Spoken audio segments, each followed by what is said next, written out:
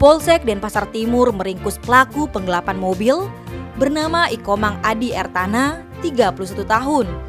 Pria itu melancarkan aksinya dengan menyewa 2 mobil di Jalan Jayagiri 4 nomor 4A Dangin Puriklod lalu digadaikan.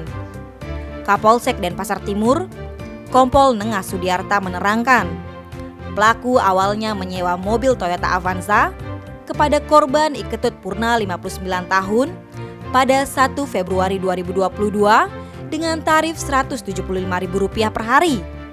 Awal-awalnya pembayaran dari pelaku lancar.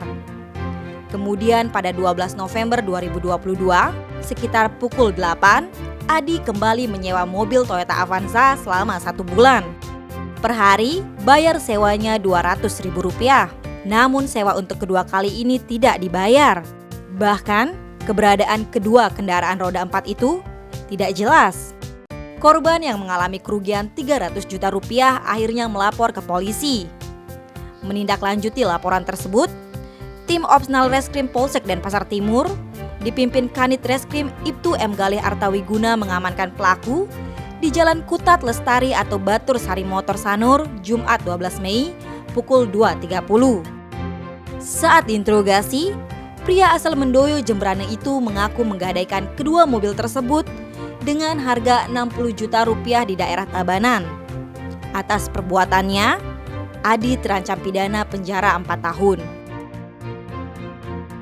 Tim Bali Express melaporkan.